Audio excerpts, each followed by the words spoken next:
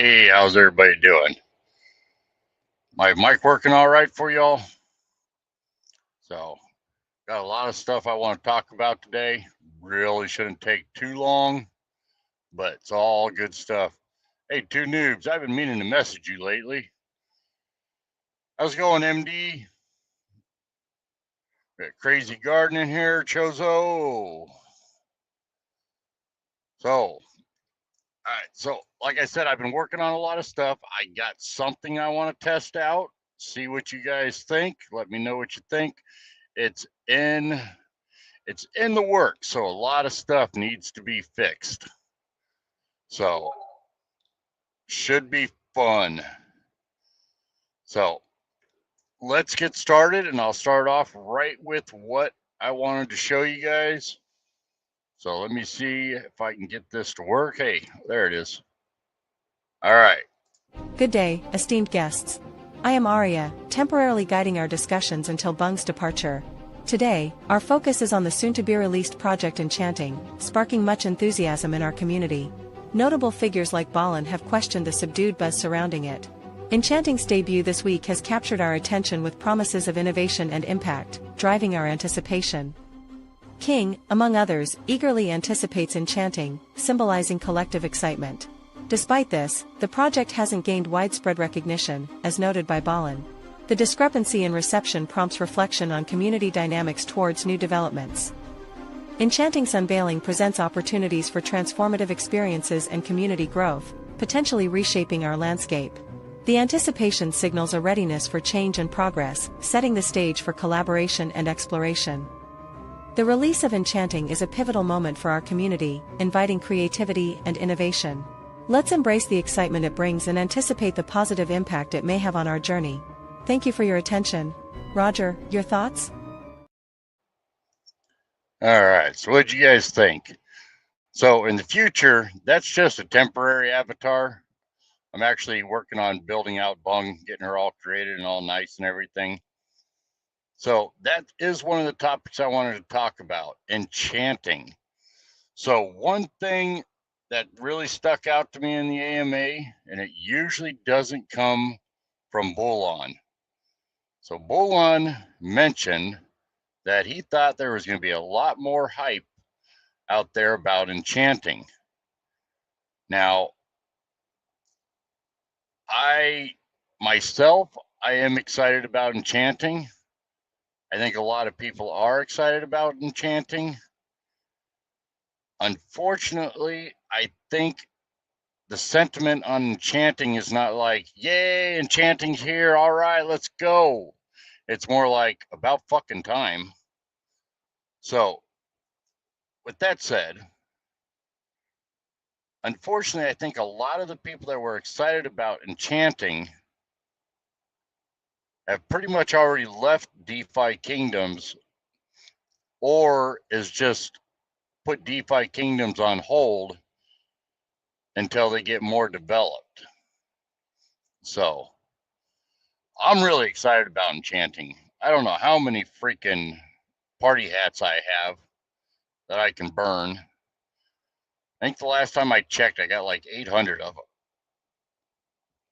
So MD and King, y'all know every one of your damn heroes gonna have a party hat on them so we can start destroying them so I can get some dust and shit out of them so I can start enchanting all of our other equipment.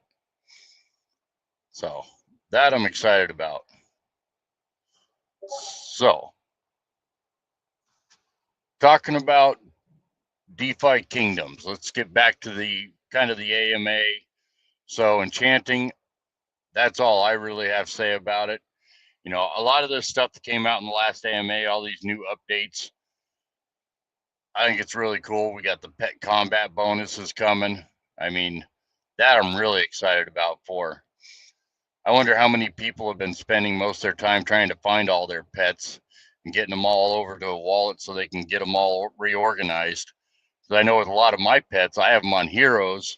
You know, they're 3-star pet combat bonuses, but yet they're only 2-star profession bonuses. So a lot of those are going to have to be moved over. so I can use them for pet combat bonuses instead of profession bonuses, because I'm assuming they're going to be more useful as pet combat. So that'll be interesting. I'm kind of excited that see how that all plays out. It's going to be a lot of work. I don't even know how many pets I have. I got a shit ton. That's all I know. And then, we also got to talk about, all the gear. What are we going to do about the gear being, the durability on the gear? That's going to be interesting. I know, like right now, King's using a lot of our better gear to do hunts with. We're gonna have to strip that off of those heroes, so we're not burning them up doing hunts. Have to give him gold gear. So that'll be interesting. Hey, mellow fellow, how you doing? So I'm really excited about all this. It's really going to change the plans and the way things work out. Yes, I got Sarandel as my background. How sexy is Sarandel? God damn, I cannot wait till we find another chain to stick it on. But let's talk about a couple not really covered in the AMA, but I want to talk about. So let's talk about this. Got to get over here to Crystal Vale. I like looking at Sarandel a lot better, but go over here to Crystal Vale. So one thing I want to say, I like to try and be a glass half full type guy, even though I don't sound like it a lot of times. But how many people are excited about the fact that doing expeditions is starting to become really, really cheap? Wrong window. Jewel is now down to basically 2.5 cents, a little over 2.5 cents. So now we have our expeditions getting really, really affordable. I mean, that just excites me. I think that's cool as shit. Now, I know we're supposed to be rooting for Jewel to keep going up, up, up, and up. But I look at a lot of things as things are getting cheaper, cheaper, cheaper to play. And I think that's cool. But I know prices and all that going up really helps the team out and all that good shit. So, but I'm a glass half full. So I just wanted to say that was good. I do a lot of expeditions, so I've noticed a big difference on how many expeditions I can do now. So speaking of expeditions, let's move on to another thing that's the prices are starting to change around a lot. So we have summoning. So I want to get your guys' thoughts on summoning, what kind of changes you guys are making and stuff like that. I know it's summoning. I'll kind of share my older strategy with you. So it's summoning. I was taking the 10 out of 10s or my Gen Zeros, and I was basically just summoning for traits. And I would try and just basically for traits. I wasn't going after any class modifications or anything like that until I got down to 5, because I figured if I got all basic heroes down to 5, but yet I got really cool traits, in the long run, that helped, because even if you put a 10 out of 10 together and you summons them together and you get a class mutation, you're still only getting 5 summons out of them. So I'd wait till I'd get down to 5, and then I would start summoning for traits. And then, from there, I'd, keep going and going. Well, with now that it's on Sarandale and Crystal Vale is a little more expensive to summon on. Now, one thing I wanted to say, thanks to noobs.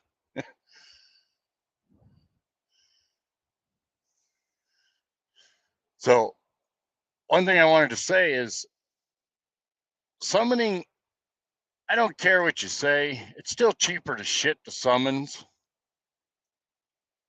But when you're summoning as many heroes as, let's just go with how many I would summon. And there's people out there that probably summon 100 times more than I do. But, there'd be days that I'd summon 1,000 heroes in one day. And then I might go for a couple weeks and I'll summon another 1,000 heroes, or I'll summon 100 heroes a day for a week straight and all that good stuff. So it's kind of weird because, yes, I think summoning is cheaper than shit. But at the same time, summoning is not necessarily cheaper than shit when you're doing it in mass like me and a lot of the other people. So it's all kind of funny. It's been a long time since I've been in here. Two noobs.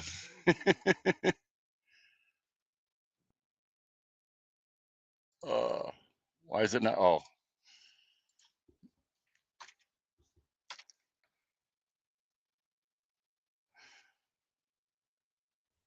Mains change. I don't use higher gens to summon if it's not a higher class or has good traits.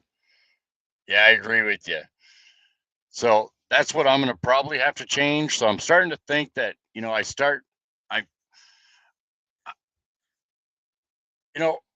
the problem I'm going back and forth on is advanced or higher class heroes are so far out from being used. Do I really need to focus on building them? I would like to have them when they become available, but at the same time, I don't know. And if you're just summoning for basic classes, even if the traits don't end up on the hero you want, you can still move those traits over to other heroes. They're closer to being used. But as what I'm thinking about changing up and how I'm thinking about doing things is starting to, maybe, like you say, the higher the higher gen, they start to cost more. So I'm thinking about just using the higher gens, not summon them down, but use them to dark summon and go for that higher rarity chance. So, it's kind of weird. Class mutations are nice for hero score essence. I'd still keep your strategy of focusing on traits first. Yeah, is what I do with for my essence. I'm just leveling them up, but mainly I'm picking all my uncommons that have no class mutations and leveling those up, but mainly focusing the ones on that have the secondary class as a mutation. Because if the secondary class has a mutation, that really jumps up your score. So if you mix the uncommon and then the secondary class mutation, I'm finding I'm getting a pretty decent essence out of doing it that way, and plus leveling them up. I just go in, I got them on expeditions. They do 25 iterations at a time. And I just go in like once a week or so and level them up. And then after I'm done leveling them up and they're not on expeditions anymore, I'll go in and see which ones have the bonus for not being what do you call that, transcended enough. And then I'll throw I keep all my pets that have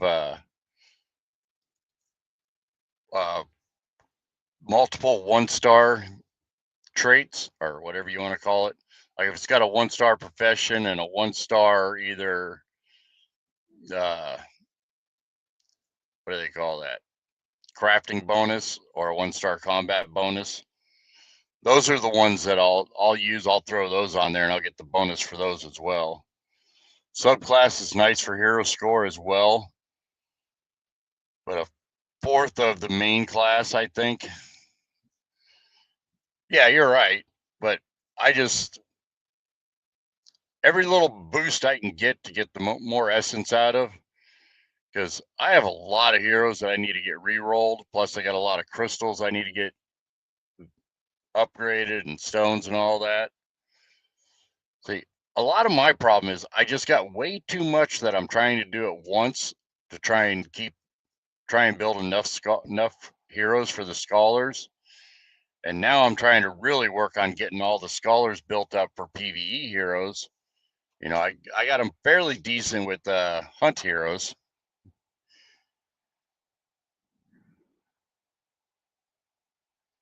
So, Andreas, what are you saying here? So you think it's better to have heroes or stack some GDE?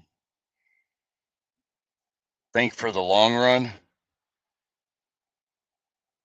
You know, that's a tough one. I think that's a toss up. Basically, the ones that I'm using for GDE, I don't really stand a good chance of getting any good traits or anything out of them. You know, I don't go for GDE that's anything rare or better or has traits on them. They're all basically heroes that would take multiple dark summonings to get them to where I want them, or is all they'll be used for is just farming items. So I don't really see those heroes as very useful, considering I'm farming way enough items trying to level up the heroes that I'm using for summoning, dark summoning, and all that stuff. So items I'm not worried about farming because I get enough of those off the others. So basically, is all I'm worried about is building heroes for combat. So that's why if they're too far out from becoming a good combat hero, I think it's better to use them for GDE in the long run than to try and just keep mashing them together to get something good. Does that make sense? Does that kind of answer your question there, San Andreas? I hope I'm pronouncing your name right. Hey, good morning, King. I should say good evening because that's what it is here, but I know it's morning for you guys over there. Hey, MD, I was just always curious where you're from. What time is it right now? Because I know you're not in the Philippines. I keep forgetting where you're from, but I'm trying to figure out the best time to start getting you guys set up for PvE. The only reason I'm asking. So yeah, if you're still in here, MD, let me know what time it is there right now, so then I can try and figure that out. Or you can DM me. Either way, it don't matter if you don't want to let people know. So yeah, 7 in the morning for you, King. I know that. So MD, it's late night for you. So you're pretty much the same. Not the same, but close to what we are. That's what I thought, because you're right there on the edge. So, all right. So summoning. So I think that's all I really had to say on the summoning thing. So equipment. So what do you guys think is going to happen with equipment? Do you think a lot of people are still going to start to use their good equipment in PvP? 8 p.m. here for San Andreas. Yeah, it's 5 where I'm at, and I think I'm Central Time Zone today. Hell, I never know what time zone I'm in anymore. So curious, do you guys think they're going to use higher level equipment and a lot? And I know it's going to depend on what the PvP match is and all that stuff, but like, are you going to go into the lower end matches with an Excalibur and a buck? Was that egg shield? Or you think people are going to hold off on those? People are going to be more careful with their equipment, with their good equipment. See, I agree with you, but it sounds like it's not going to be that bad because you can, what do they call it, rebuild them or whatever they were saying. And then I still think there's going to be an abundance of GDE out there and dust or whatever they're saying it's going to take to to rebuild them. Horizon Sun crafting needs to come out already. I'm on your side with that one. Crafting needs to be out like last year. But see, here's my problem with that. And let's talk on this a little bit, which I have a stream that's scheduled to come out 10 months from now. We'll just be a little sarcastic there. But talking about the progress that the team's actually making as far as all this goes. I know I said earlier when I was talking about enchanting, a lot of us are saying it's about fucking time instead of being excited about it. I feel that way just because I've been here for so long. But the only reason it feels or seems like it's taking too long for them to develop the game is because we're playing the game as they're developing the game. Most good games out there, definitely the AAA studio type games and stuff like that, take 10 years to build. So we're not even halfway into the build progress. And I think once they get over all the initial build obstacles, things will start going a lot quicker. So I try and keep my emotions with the about it's fucking time comments down and try and keep reminding myself, I can't talk, reminding myself that the progress the team's making is really not that bad. And the stuff that I want, they're not prioritizing the way I want it. So, it's kind of it's hard. On one hand, they're going quick. On the other hand, hurry the fuck up. So it's hard. It's really hard. But I try and keep my mind focused on just having fun playing the game the way it is now. I know the excitement might not be there because a lot of people aren't streaming like they used to. Like when Mythic Squad and some of those other guys would stream and they'd dark summon an awesome hero. A lot of hoopla went on. Unfortunately, after doing that for 2 years, the excitement kind of wore off. And we all need to get excited about it again. So, but the next releases are all huge ones. Definitely DFK Elite. The very next one, the one that's coming out this Wednesday, that is fucking huge. I can't even imagine how much work went into that. I mean, that was an insane amount of work that went into that. So I can't wait to see how it actually all comes out. I'm excited all the time. Well, good for you, Eric. I need some of what you're having. I have a hard time keeping excited sometimes. Absolutely accurate. Most players are not built for a 10-year slow project. Most used to take a finished game. Yeah, definitely. I think really depends on the time you got in the game. Devs keep building, keep bullish. Exactly. And I know a lot of people might not see it this way, but for me, every time I hear them talking about their runway in the AMA, I'm forgetting the fact that runway might be a lot shorter than I think it is. But I still get excited every time I hear them talking about runway because that means they're thinking about that. They're thinking that it's going to take a while. The whole world is sleeping on DFK. Exactly, Rising Sun. I put so much in every week, and I just imagine how much it's going to be worth when this game takes off. And that's looking at it from a standpoint, investor standpoint, in which I'm trying not to look at the game as an investor standpoint. I'm trying to look at it as fun. But that's always in the back of my mind. But right now, we are buying everything at such a discount, in my opinion. Such a discount. So, for me, I'm used to and this goes back to what TuneFed said up here. Most players are not built for a 10-year slow build.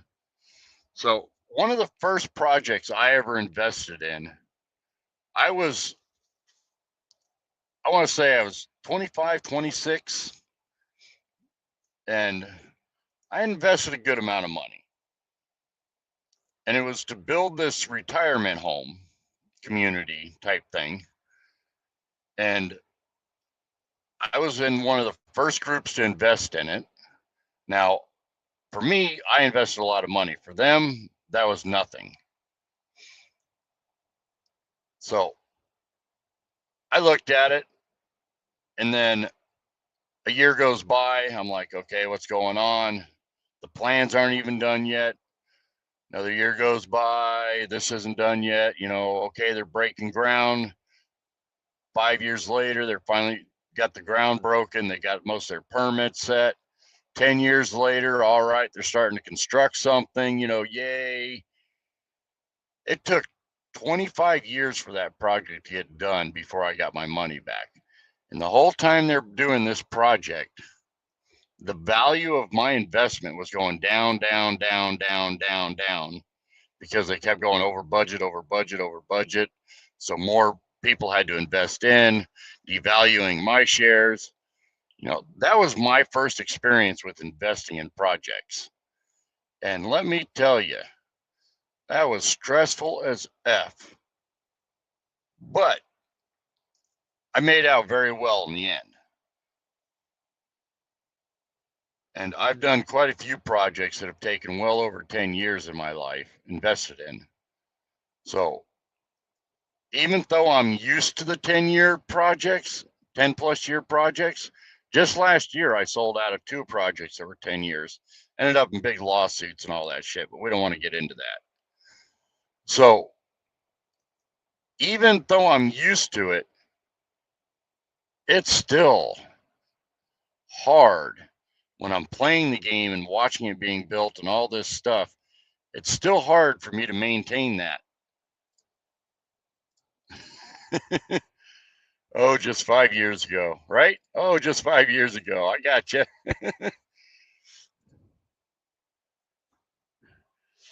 Thanks for your patience, they say.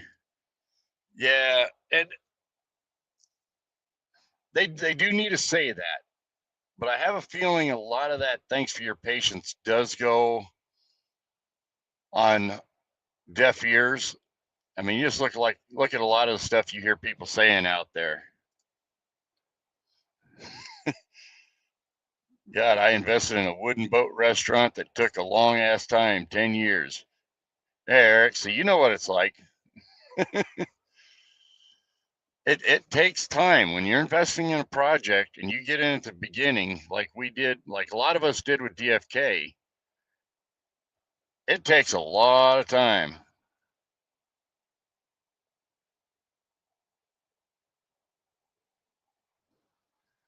Exactly, Rising Sun. And I think DFK still has one of the best communities out there. So, I was doing some research because, like I said, I'm working on building this project to get my YouTube and all this content stuff up there. And so today I was doing some research on some of the best,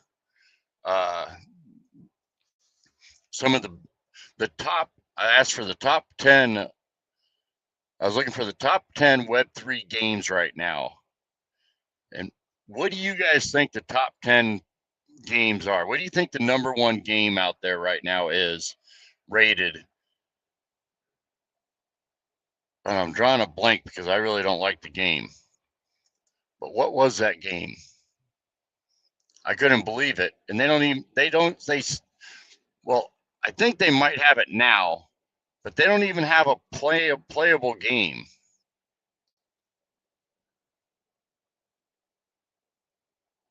Oh, I gotta scroll way up.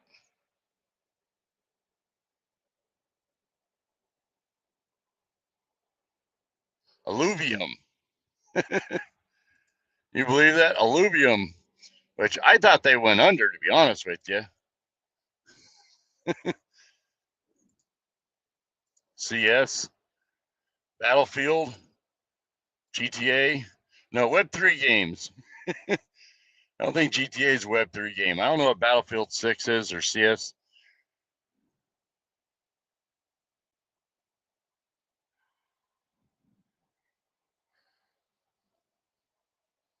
Yeah, I'm gonna have to put that back up there. I must skid by that. We weeded out the toxic trash, to be honest.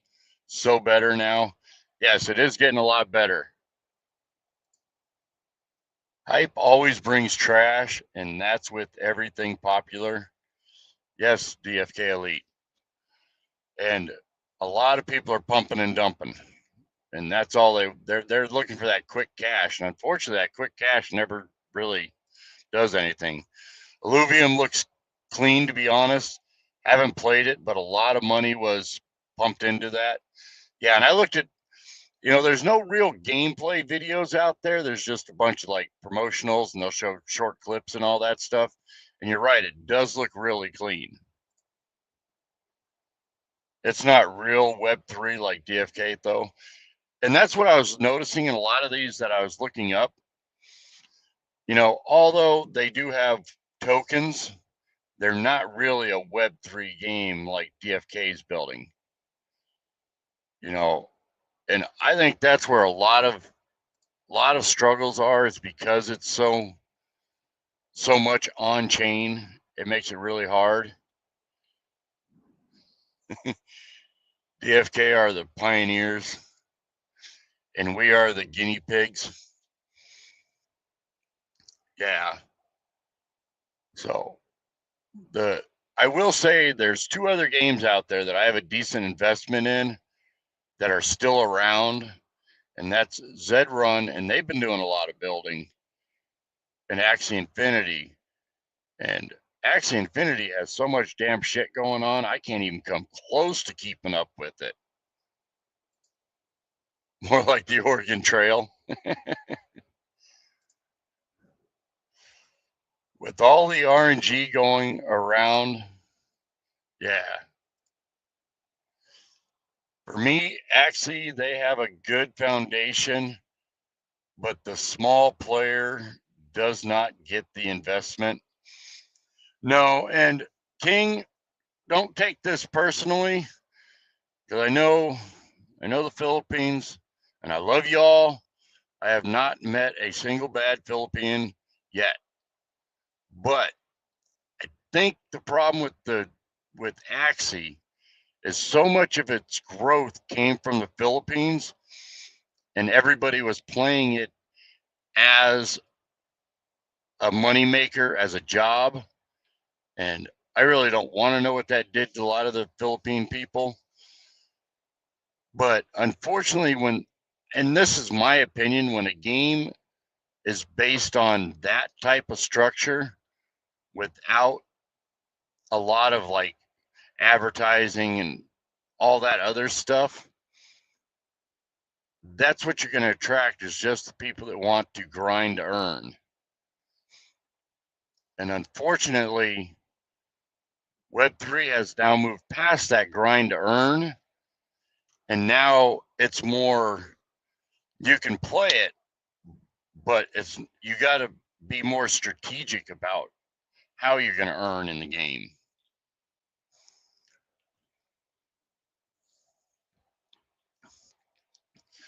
I hope that made sense.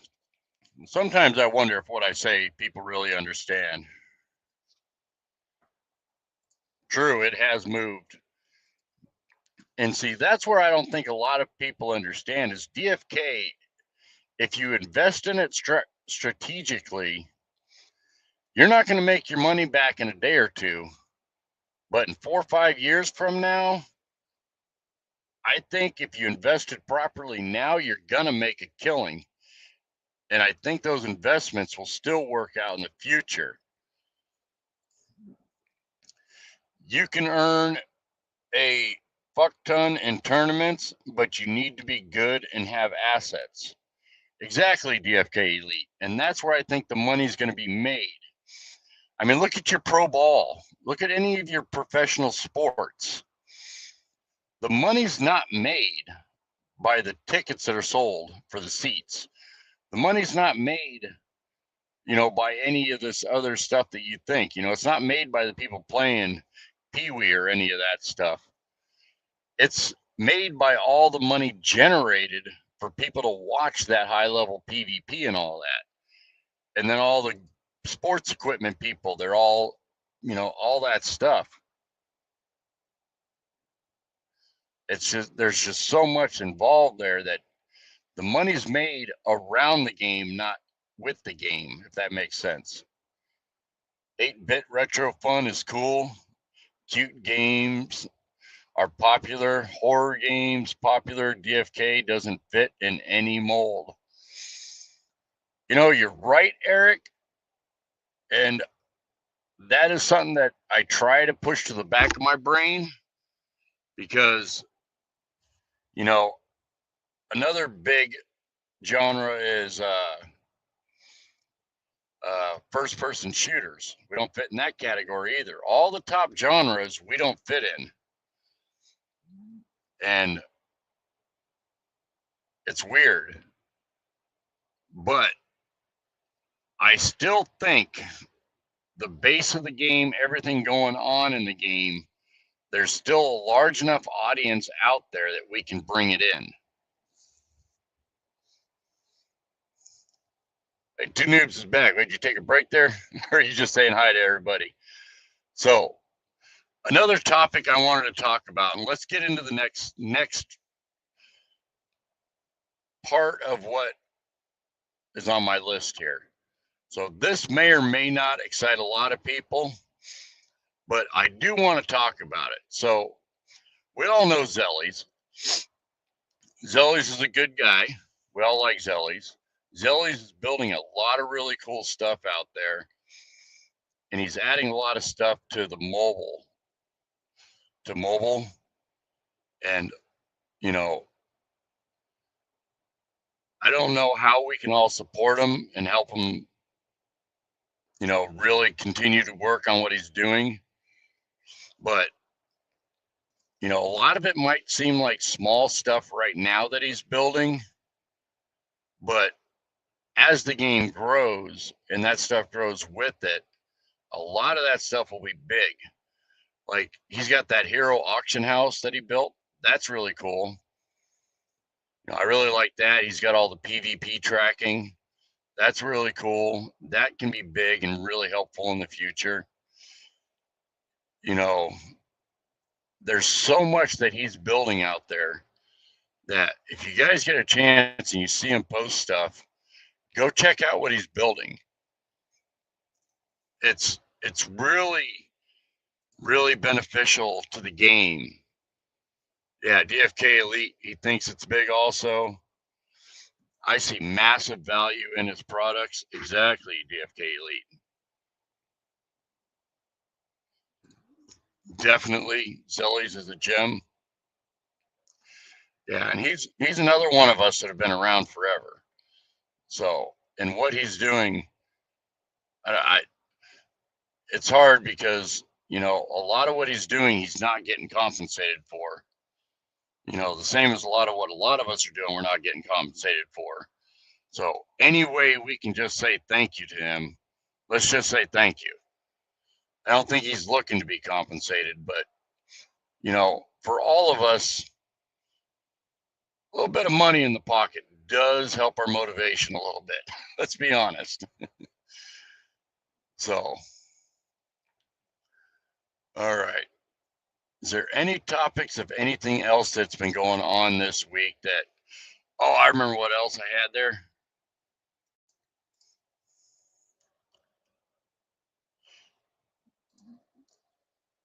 In 1982, I was playing Tron like an addict. God, I love Tron. That was a fun game. But let's not date ourselves here, Eric. Come on now.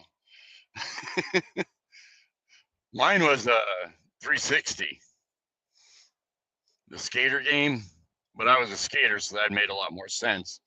But yeah, mine was 360. And then my first gaming system was an Atari 2600, which that's a gaming system. But before that, I was playing the old floppy disk games that are basically just text based on the Commodore, or not the Commodores, the computers. So Why am I trying? What the hell am I doing? I forgot how to play the game. Buy heroes. Oh, someone dumped a bunch of heroes. Just yesterday, the floor was, what was it, 14 crystal, 13 crystal, something like that.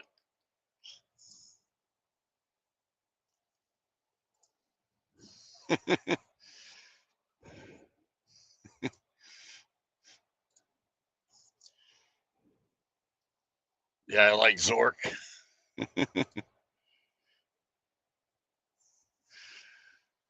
Oh, but, and that's an audience I think a lot of us aren't thinking about is, you know, I know the team might not like me saying this, but I think if advertised properly, and that's what I'm working on, is this game could really bring in a lot of the people in my age group, and not picking on the younger folks, but a lot of people in my age group, we we're more likely to have the money to invest in the game than a lot of others. But anyways, I was going to show this and say how much higher the floor was, but it's back down there now. So y'all made me look like an idiot dumping a bunch more heroes in there. But dark summoning is even going to get more expensive. And I think the more pricey all this gets, as far as summoning, dark summoning, and all that stuff goes, that is all going to lead to helping the economy overall. So we need lore story written to help hype the legends we will become. Yeah, Eric, I'm with you on that. Unfortunately, I think that's quite a pricey thing to actually put it out there in content. But there is already a lot of lore in the game, but it's not, you have to go looking for it. It's not right out there, right at you. Here's the lore. You know, like a lot of games, when you first start up the game, there's a video start and it starts out with the lore and stuff like that. Or you can go watch little clips here and there and see what the lore is. Or as you're doing quests, you hear more and more about the lore. Different parts of the game add the lore in there. You know, unfortunately, a lot of it's not out in the open where the lore is. So, but yeah, I think lore would help a lot. You know, maybe we can get some content creator that's good at creating videos and stuff like that to do that. You know, with all this AI, it might not be that difficult. But, all right. I think I'm at the end of my list of topics. What topics? Do you guys have any topics you'd like my opinion on? Like the title said, I'm just rambling about DFK today. You know, I really don't want to talk too much about the updates that are coming out this week because we really don't know what they're going to be like until they're actually released. You know, we got a lot of, sneak peeks here and there, a lot of really cool stuff. Oh, I want to know something I wanted to say. I'm kind of pissed off. So I knew pet combat bonuses were coming. So I hatched all my eggs.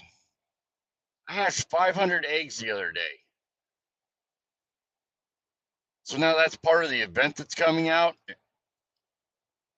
On all our egg hatching, we get all this equipment, or we run it. We're in the raffle. So come on now, man. Big events are coming or to come. Good audio book content or lit RPG would grow. Yeah. Yeah, team threw a curveball with that one. Yeah. Like I said, I just summoned a crap load. And I even went and freaking traded all my eggs or all my pets in that weren't good, turned them into eggs, and went and resummoned all, or is it called summoning? And rehatched all those eggs.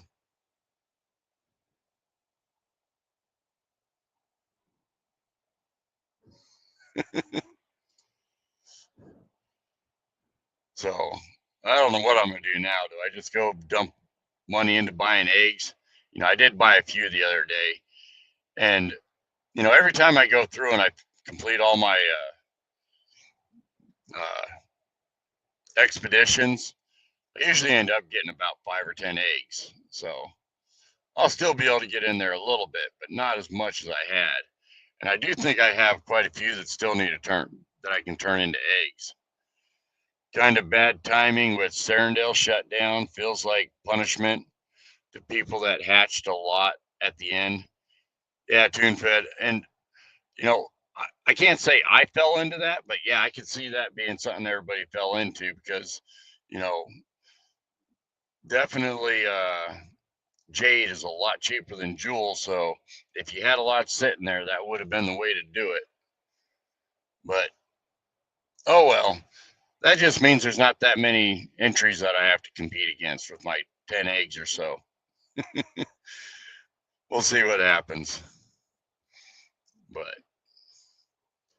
all right. If you guys don't got nothing else to chat about, I'm going to leave it here. And I don't think I got anything else to say. I appreciate y'all coming in. And if you haven't, please give me a like and a subscribe. And until next time, please do not forget to keep moving forward. Love y'all.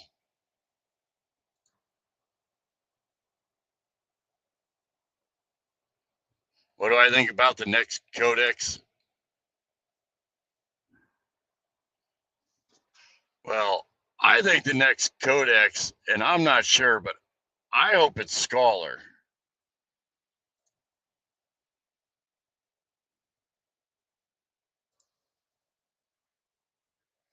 Yeah, there's a lot of time still to get in.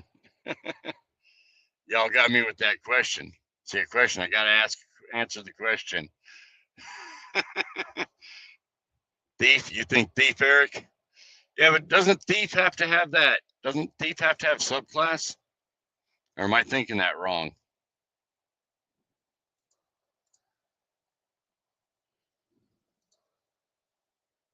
Monk? I think Monk had to have subclass too.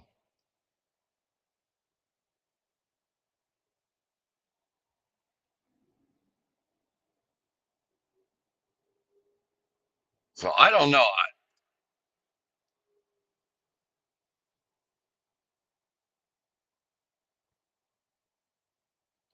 Nah, it could be Scholar or Thief, one of the two. Yeah, I'm hoping Scholar. I thought Thief had to have subclass, but I guess not. TuneFed would know better than I would. Disarm needs subclass.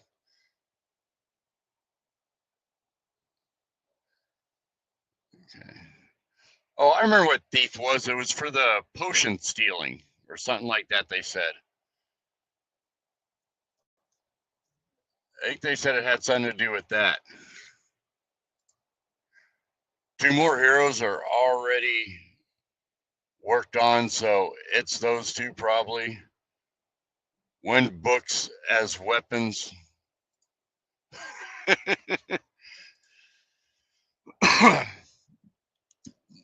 The helm that recovers potions, giving these fans and fake outs. Scholar first.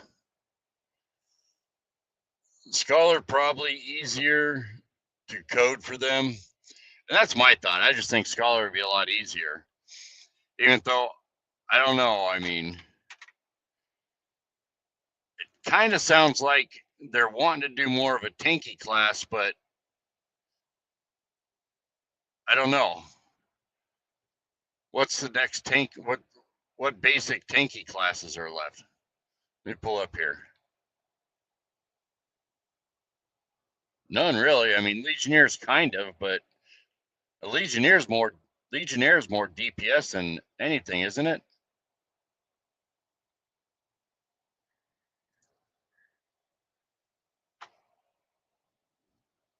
Fuck it, let's go dread already. Exactly. Let's just get that dread knight out there.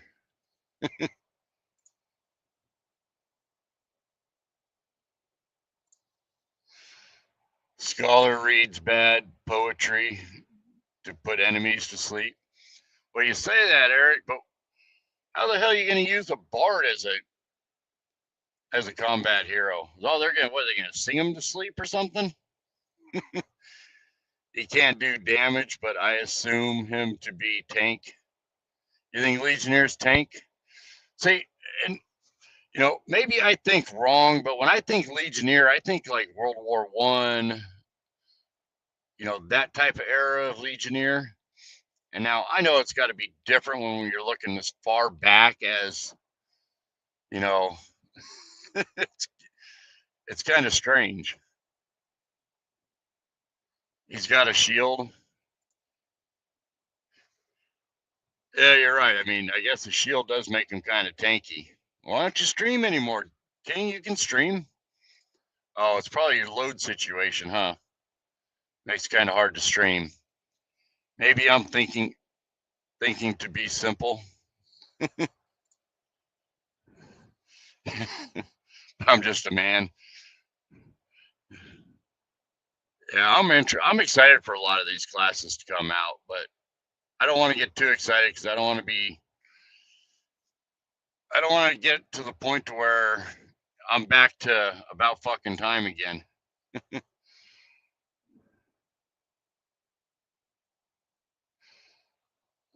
The pole arm is going to be sick, nice range. Yeah, I guess. I mean, that would be kind of cool.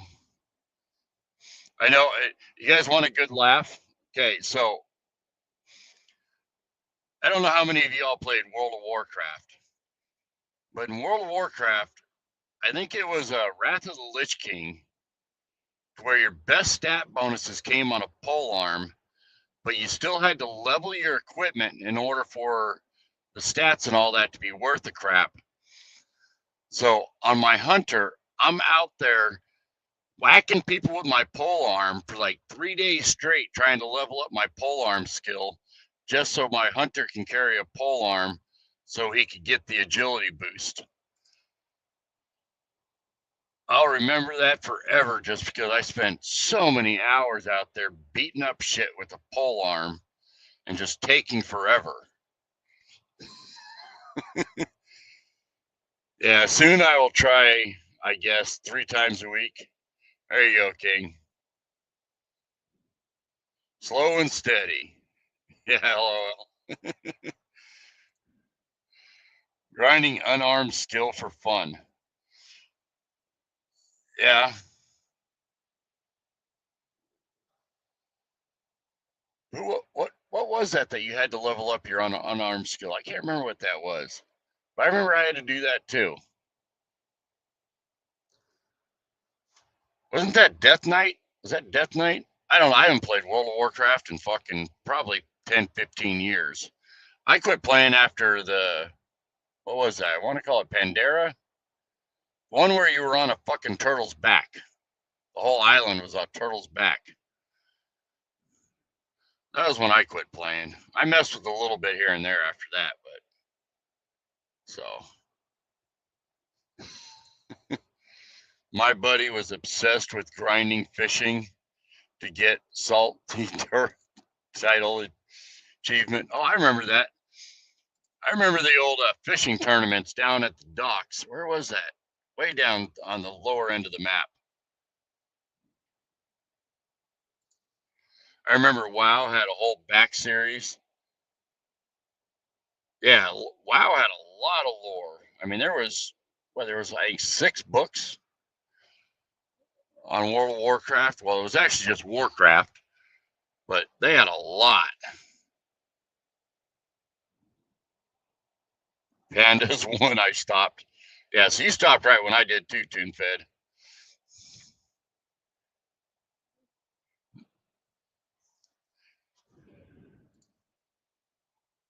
Well, I've changed. DFK going to take their spot? I hope so. And I really could see it going that way because let me get your guys' opinion on this. See if you guys agree with me. So, a lot of games, one of the things I enjoy about gaming was accomplishing stuff. Like PvP and all that stuff. Yeah, you can win. You can that type stuff. Yeah, that I'm not going to take anything away from that being fun. But for me, gaming is about it. I enjoyed it because I succeeded. I accomplished a mission. I did something. It was great. So with that said, I don't like games to where you can level up to, we'll call it end game, even though I know the team doesn't like calling it end game. But I don't like a game to where you can level to end game real quick. And that's one of the reasons why I got away from World of Warcraft. I didn't like that aspect of it. I liked that it took a long time to get to the end game. And now with DFK, it takes a long time to get to level 20. I like that to a point, but I think it takes too long to get to level 20. But right now, I don't think it's that bad because there's nothing really to do up to level 20 except for PvP. But I'm kind of mixed on whether I want to be able to live level quicker or just leave it where it's at. Now, I am kind of excited to see how we're able to obtain Swift Thistle here soon, because that could change it and I could start leveling a lot quicker. I think the first week I played in WoW in 2004, some paladin destroyed me with a legendary orange mace. Oh my god. You went right out there to get killed.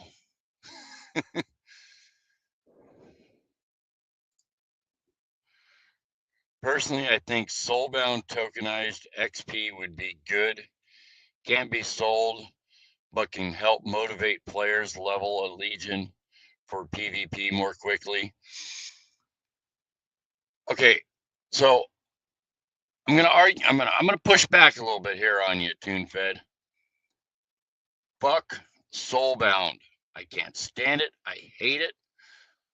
I don't think it has any place in Web3. Now, with what you're talking about, I kind of get your point, but is what I was thinking would be kind of cool. It's not soulbound like you're saying, but you still have to earn the experience. Is what I'm thinking is burn a level 10 hero and get the experience for up to 5 levels. So get the experience that would have got them to 5 levels. But on top of that, it makes a experience vial that you can use. So a lot of the experience will be burnt. Also, because once you hit max level, whatever's left in the vial you just drank is going to go to waste. So I think an idea or something like that would be better, because one, you earn the experience. It's not like you just got the experience for free, and it kills heroes. But then again, I don't know. What's that going to do? Is that going to cause people just to be able to level up to 20 instantly by burning 100 level 5s? I mean, I don't know. But I think that's a decent way to do it. So, a sacrifice altar. Yeah, something like that. I think you get what I'm saying, DFK Elite. I generally, I don't like soulbound as well. Yeah, I can't stand it. The whole fact that these void shards are soulbound. I have so many void shards on wallets that I don't use anymore.